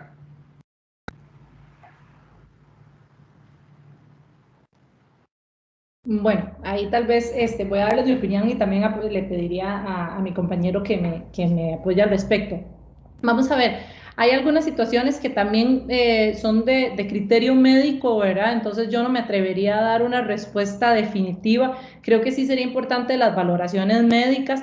Por ejemplo, en el tema que hablábamos de la regulación o la dosificación de la dopamina, en algunas ocasiones, por un periodo de tiempo, se podría hacer la inducción bajo la supervisión médica, bajo la supervisión de un psiquiatra, de algún tipo de medicamento que lo que haga es regular esa producción de dopamina.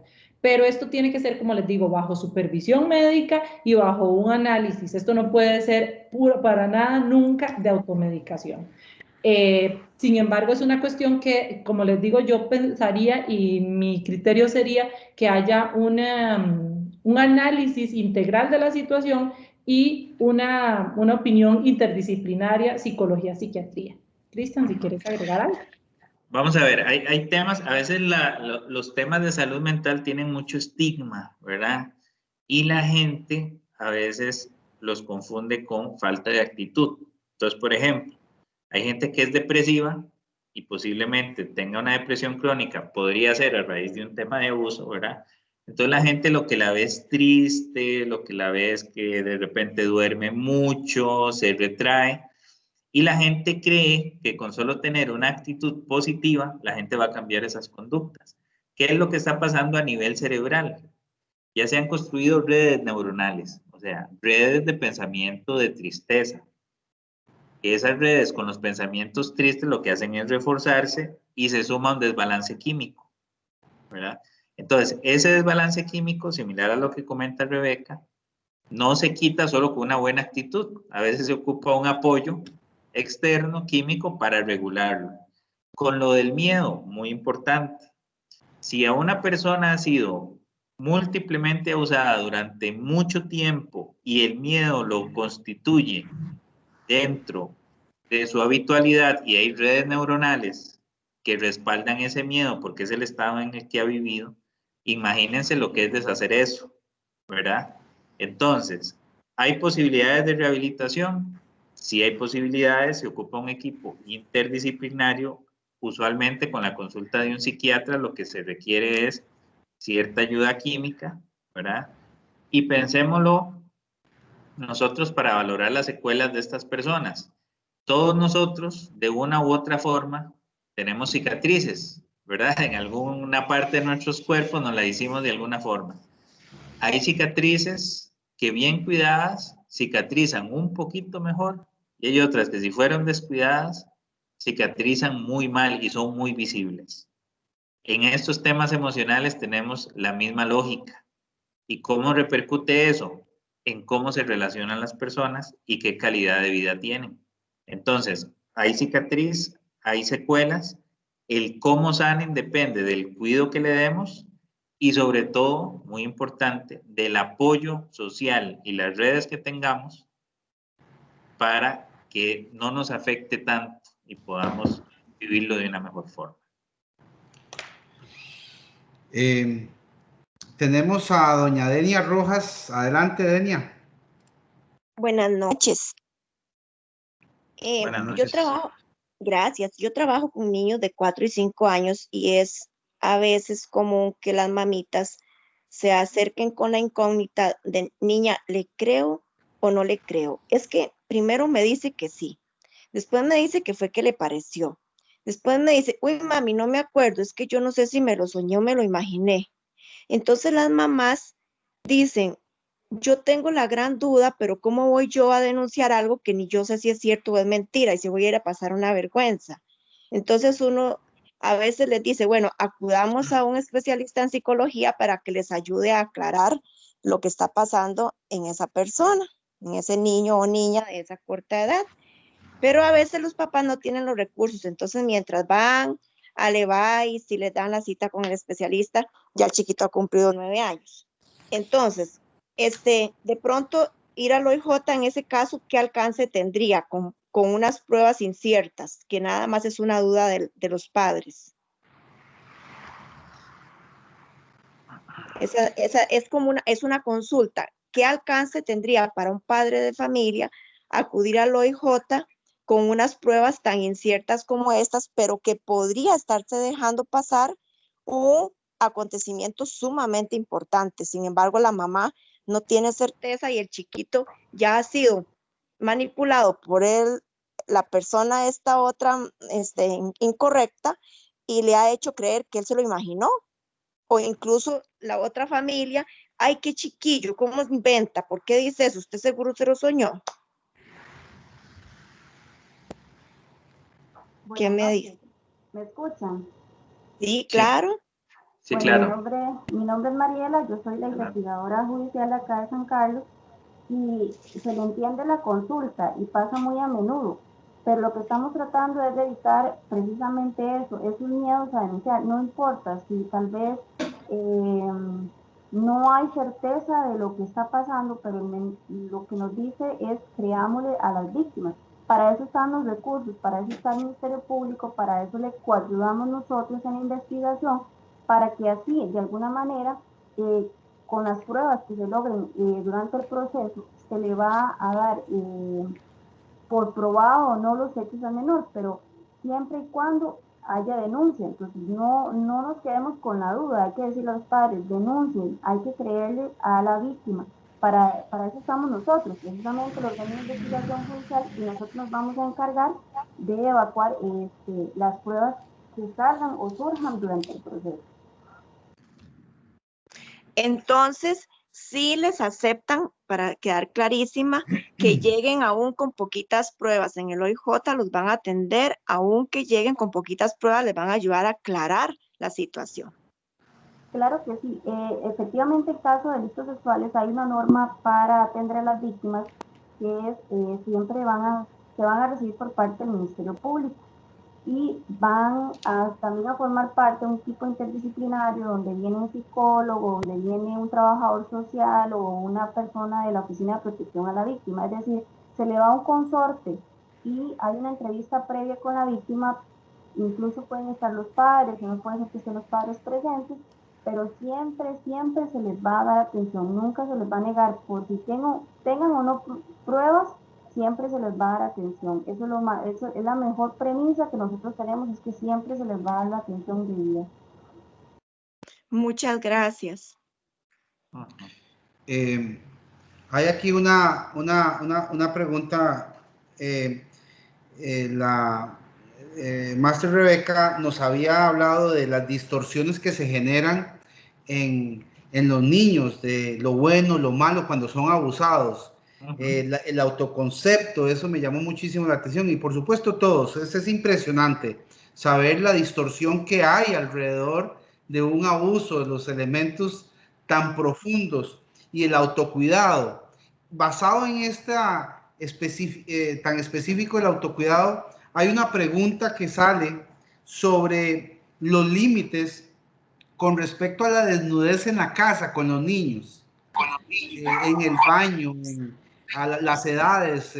Hacen esa pregunta sobre qué límites deberían existir pensando en estas distorsiones, porque realmente podría no ser, obviamente no es un abuso sexual planeado o estratégicamente formulado, es quizá la funcionalidad de la casa. Entonces hacen esta pregunta con respecto a la desnudez en que se maneja el ciclo familiar con los pequeños.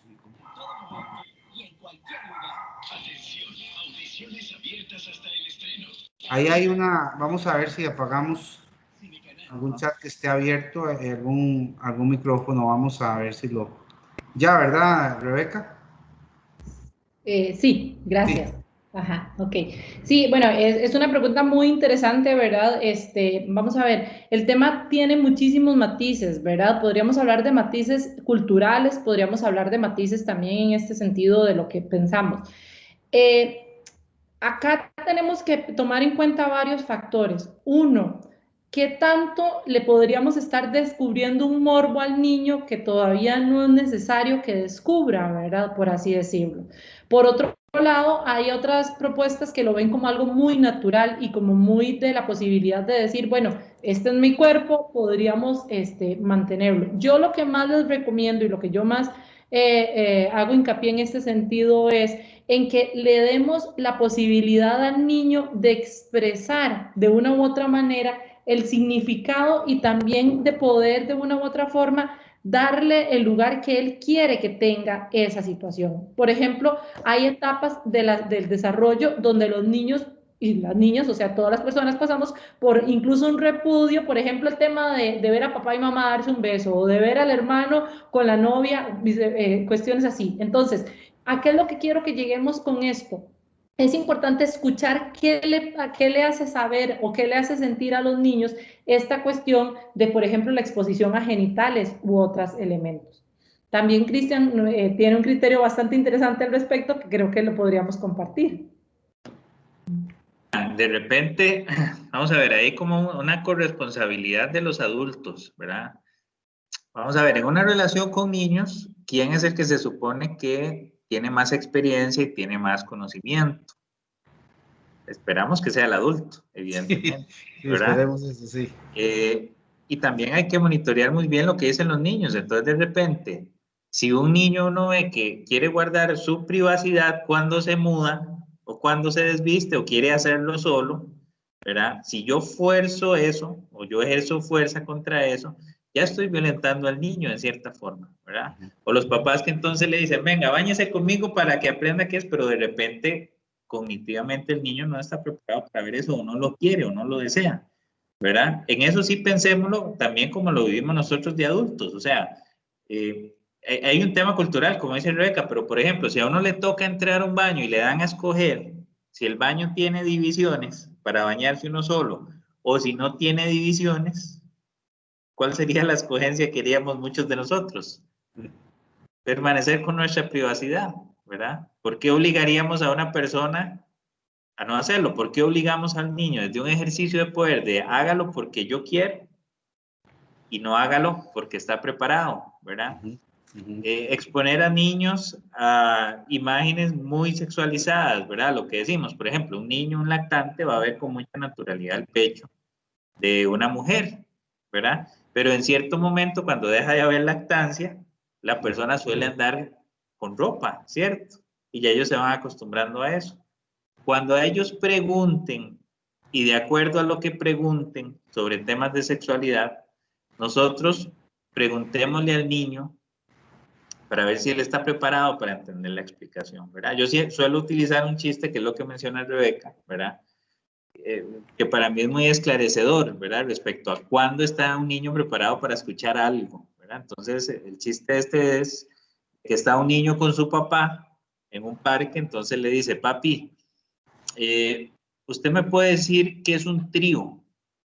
¿Verdad? Entonces aquel papá, bueno, ya se pone todo acongojado, empieza a sudar y todo el asunto, y él desde su mente de adulto empieza a decirle al niño, vea, papito, un trío es cuando están sexualmente o 3 mujeres, o 3 hombres, o un hombre con 2 mujeres, o 2 mujeres con un hombre, y ya después de que él da toda esa explicación y toda la congoja, el niño lo que le pregunta es, ay papi, bueno, gracias, pero ¿y para qué sirven las guitarras? ¿Verdad? Evidentemente, lo que él está preguntando es otro tema, pero el adulto, con una cosa que llamamos adultocentrismo, cree que el niño está esperando la respuesta que yo quiero darle, y no, el niño está esperando la respuesta que él necesita. ¿Cómo nos damos cuenta de esto? Hay que preguntarle al niño. Entonces, a este niño, si el papá le hubiera dicho, vea papito, ¿a qué se debe la pregunta? ¿Dónde vos has escuchado esto del trío? posiblemente el niño hubiera mencionado algo, es que yo veo que tienen unas guitarras y todo el asunto, y nuestro adulto se hubiera ahorrado esa congoja. Es igual con nuestros niños en estas preguntas. Si te preguntan a vos como adulto, ¿qué es un pene? Bueno, ¿vos qué crees que es un pene? ¿Dónde escuchaste eso? ¿O por qué te nace la duda? Y conforme el niño nos retroalimente, ya sabremos que está en capacidad de escuchar y que no. Volvemos, quitémonos el adultocentrismo, preguntemos mucho a nuestros niños y niñas y escuchémoslos, porque de repente a veces hasta nos pueden enseñar a nosotros, ¿verdad? Y volvemos. El peor maestro de sexualidad es en la calle y está muy distorsionado. Es nuestra labor como adultos y adultas escuchar mucho y estar preparados para enseñarles de manera transparente sobre estas cosas, porque esa es, Luis Carlos, la preparación inicial para prevenir el abuso sexual. Llamar a las cosas por su nombre, hacerlo de forma directa y transparente. Si no enseñamos eso, si enseñamos que es un tema tabú y secreto, recordar lo que hemos hablado toda la charla, la instauración del secreto es el terreno fértil para que el abuso no se detecte. Gracias, Cristian Mora. Vamos a, por tiempo, me acaban de decir que vamos a atender dos manitas más levantadas. Tenemos a doña Mercedes Molinares. Adelante, doña Mercedes. Buenas noches a todos. Muy interesante este tema. Yo soy docente, tengo que ver mucho con niños. Entonces, escuchando a la señorita aquí sobre cómo afecta a un niño en la parte de su cerebro y todas esas cosas, yo quiero hacer la consulta con relación cuando un niño quizás ha sido abusado, pero no, digamos, no penetrado, sino que simplemente molestado en sus partes, o, ¿verdad? Por otro chiquito, digamos, un chiquito de 4 años, por un chiquito, digamos, que tenga 8 años o algo así. ¿Qué tanto afecta a un niño a esas edades? Porque sí, siempre he creído que eso es un trauma, pero ¿qué tanto le afecta a un niño cuando es con otro niño que le hace eso, o a un adulto? Esa es la consulta. Muchas gracias, doña Mercedes. Sí, vamos a ver, eso tal vez podríamos retomar rápidamente lo que yo les hablaba sobre lo que es la victimización primaria y la victimización secundaria, ¿verdad? No podría decirle, digamos, en una condición de proporciones o de porcentajes si le va a afectar un 80 o un 20, porque esto tiene que ver con la integralidad del evento. No es solo el evento de haber un tocamiento de los genitales de un menor por parte de otro menor, es las veces que se da, es el contexto que tiene esto, si hay amenazas de que si dice algo, el contexto de la victimización secundaria, lo que yo les explicaba, el tema de la familia le cree, no le cree, los sistemas educativos apoyan o no apoyan. Entonces, lo que yo podría decirle a nivel general y a nivel de lo que vemos sobre la bibliografía, es que es probable, hay probabilidades de riesgo, o sea, hay riesgo de que la persona sufra afectaciones, ¿verdad? Ya el nivel de afectación es una cuestión individual, ¿verdad? El nivel de afectación depende de cada ser humano y del contexto en el que se dé, pero sí los estudios nos remiten que a pesar de que sea de abuso de un menor hacia otro menor, o incluso abusos que no llevan penetración, también generan mucha situación de trauma y también hay afectaciones graves. ¿Por qué? Porque estamos hablando de que ya hay la posición de que ponen a un niño a algo que él no quiere o no está preparado para vivir, independientemente de si hay penetración o no, o independientemente de la edad de quién le ejerza esa situación. Me están posicionando, eso es como que si fuera una cuestión de físicamente, a mí me posicionen en un lugar que yo no quiero estar, que me genera temor, que me genera incomodidad, que me genera displacer. Desde ese evento, desde ahí, es donde ya empezamos a generar trauma. Y doña Mercedes, para completar su importante pregunta, por ejemplo, usted que es docente, podrá cuantificar mucho mejor que nosotros el daño que le hace el bullying a un niño, ¿verdad? Si el bullying es muy dañino y puede generar un espectro enorme de conductas, desde retraimiento, aislamiento, autolesiones o incluso suicidios, ¿verdad? Que se ha estudiado mucho. Pongámosle el lamentable ingrediente de que tenga una connotación sexual, ¿verdad? Entonces, es sumamente amplio y profundo la afectación que puede haber. Y recuerde que por las edades de desarrollo, en esas edades, por ejemplo, una diferencia de 4 años es mucha, ¿verdad? No solo a nivel físico, sino también a nivel emocional, ¿verdad? Entonces también ahí estamos en medio de un desarrollo neurológico muy importante que se está viendo violento. Ok. Muchísimas gracias. Con todo gusto.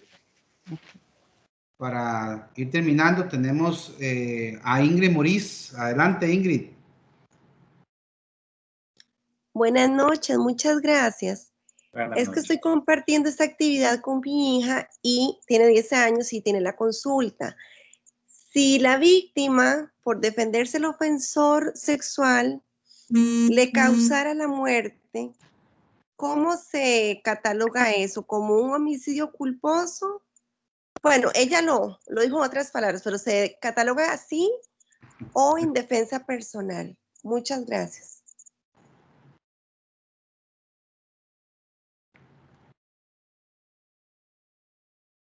Buenas noches.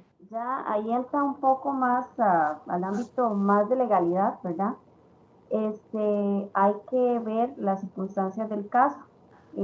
Ya esto se encargaría el Ministerio Público, pero sí existen las previsiones que son sobre la legítima defensa y ya la tipificación del delito estaría a cargo del Ministerio Público. Es una situación que no se puede decir si va a ser un homicidio, va a continuar siendo un homicidio, esa es la figura según nuestro Código Penal, pero entra en juego una cuestión de legalidad que el Ministerio Público es el que aborda con base en las pruebas que nosotros como organismo de investigación judicial presentamos por medio de todas las evidencias y los informes. Ok. Ok, entonces vamos a dar por finalizado, sin antes pedirles por favor que en el chat, si hay más de una persona conectada al dispositivo, nos lo haga saber ahí, más de una persona, para poder tener una estadística de la gente que estuvo detrás. Para nosotros es importante. Lo otro que quiero hacer referencia antes de irnos, y con todo respeto, el que quiera compartirlo con nosotros, nuestra experiencia, nosotros hemos logrado ver a un Jesucristo restaurador. Lo hemos visto palpablemente. Por supuesto que hay muchas herramientas al lado, pero hemos podido disfrutar de un Jesucristo restaurador de personas abusadas y un Jesucristo que trae discernimiento a gente como la del OIJ. Así que esa ha sido nuestra experiencia. El que quiera compartir con nosotros un rato, vamos a despedirlo dándole gracias al Señor y al que creemos restaura y trae discernimiento. Vamos a darle gracias al Señor y vamos a pedir por ustedes, muchachos, para que el Señor los fortalezca, los lleve, les dé el discernimiento que ustedes necesitan en esta labor que realmente es muy ardua. ¿Les parece? Ok. Adelante. Ok. Con todo respeto, el que quiera seguirnos, perfecto. Señor, hoy hemos iniciado una serie de charlas, Señor, que tienen que ver con la gente, tienen que ver con el pueblo, tienen que ver con niños, con personas. Señor, tú caminaste aquí en la tierra y te envolviste en los problemas sociales cuando estuviste aquí hace más de 2000 años. Hoy te reconocemos como el Jesucristo restaurador. Oramos por todas las personas dañadas, Señor. Montones de personas, adultas, niños, que han sido, Señor, afectados por este flagelo. Hoy oramos por ellos y especialmente queremos orar por este grupo de personas del OIJ, Señor, que has puesto en este frente. Tú los has puesto a llevar la batuta, Señor, en muchas cosas. Hoy oramos para que les des el discernimiento, Señor, y los lleves, Señor, con la sabiduría que solo tú sabes dar. Muchas gracias, Señor, por la oportunidad que nos diste esta noche. Terminamos, estimados. Muchas gracias a todos. El Señor los bendiga. Feliz noche, que estén bien. Nos vemos de hoy en 8. Buenas noches, muchas gracias. Nos vemos. Buenas noches, muchas gracias. Bendiciones, buenas noches. Buenas noches a todos. Muchas gracias, buenas noches. Chao, Ingrid. Muchas gracias, buenas noches. Chao, gracias a ustedes. Gracias, buenas noches. Buenas noches. Buenas noches.